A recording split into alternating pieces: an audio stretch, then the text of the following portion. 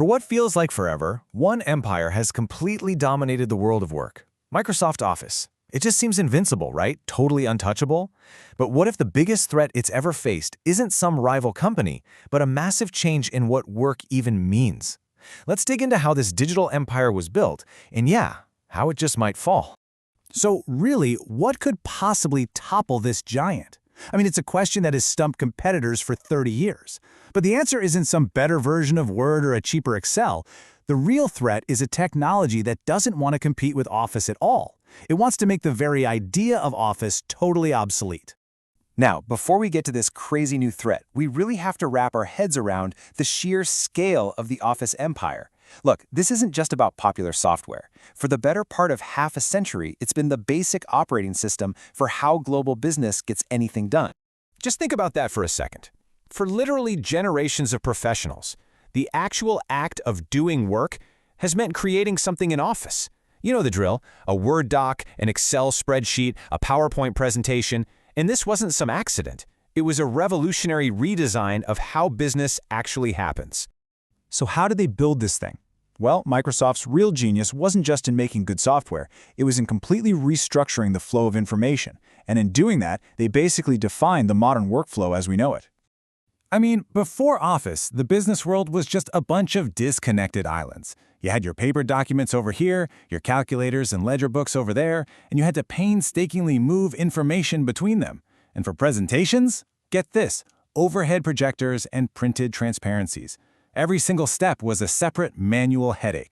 And then, bam, in comes the Office Trinity: Word for documents, Excel for numbers, and PowerPoint for presentations.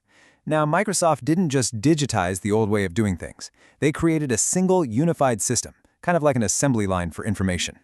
And here's the absolute key: this system made making files the central default activity of all professional work. And once that system really took hold, it just stopped being a choice. It became the standard. If you wanted to do business with the government or a big corporation, or heck, even just work with the person in the next cubicle, you had to use Office. It was the universal language. Period. This standard created this unbreakable lock-in effect. File formats like .doc and .xls became the air we breathe.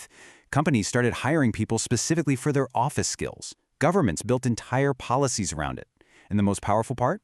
The trillions of documents that already existed created a legacy that made switching pretty much impossible. And just when you thought the walls of the empire couldn't get any higher, Microsoft went and changed the game again.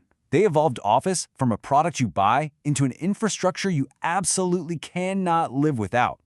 You know, this shift was huge. We went from buying a box of software one time to paying for it over and over and over, from owning a specific version to just renting access. But here's the real kicker. With a Microsoft 365 subscription, the second you stop paying, your entire workflow just grinds to a halt. It's not a tool anymore. It's a utility, just like your electricity. And that brings us to Teams. A lot of people think Teams won the big collaboration war because it was just a better product. But, you know, that's not really the full story. Teams won because it's not a standalone product at all. It's the empire's extension cord, plugged directly into your Outlook calendar, your OneDrive files, and your whole company directory. Its dominance is a direct result of the Office monopoly. So the empire seems totally impenetrable. Where on earth could a threat come from? Well, it's not another software army storming the gates. It's a fundamental paradigm shift that can make the entire battlefield totally irrelevant. And this really brings us to the core of the whole thing: the true disruptive power of AI. It isn't about creating a better Word. It's about creating a future where you don't need a Word in the first place. Let's look at how this actually works. Today, if your boss says, "I need a sales report," your goal immediately turns into a series of file-making tasks. But in an AI-native workflow, you just skip all that. Your action is to simply tell the AI your goal, the outcome you want, and the AI delivers it. The focus shifts completely from process to outcome, from making files to just getting results. So this leads us to a really fascinating paradox. The very source of Microsoft's incredible power might also be its greatest vulnerability, its Achilles heel. Yeah, just let that sink in for a second. Microsoft's greatest weakness is that Office is too strong. The entire global economy runs on this file-centric system that Microsoft created, and that creates this colossal amount of inertia that's fighting against the very change AI is bringing. This inertia, this is the Achilles heel. Microsoft can't just flip a switch and say, okay, we're AI native now.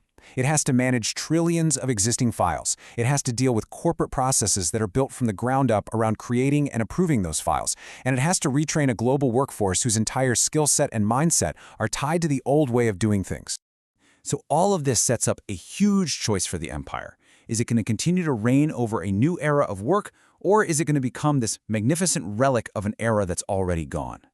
And let's be super clear here. The threat isn't being replaced, it's becoming obsolete. This isn't about being beaten in a head-to-head fight. It's about the entire battlefield changing, leaving the old armies standing around in an empty field wondering where the war went. And this presents two very different futures. Microsoft could become the guardian of the past, a glorified file viewer for all the documents we've already made, a role that just slowly shrinks over time. Or it could become the operating system for the future, using its insane resources to power a new AI-driven workflow and redefine work for a second time. I mean, the stakes just could not be higher. And that brings the question right back to us, doesn't it? Forget Microsoft for a minute and think about your own work. In a world where AI can just deliver the outcome you want, is your job still going to be about the process of making files? Or is it going to be about something else entirely? That's the question that's going to define the next decade of work for all of us.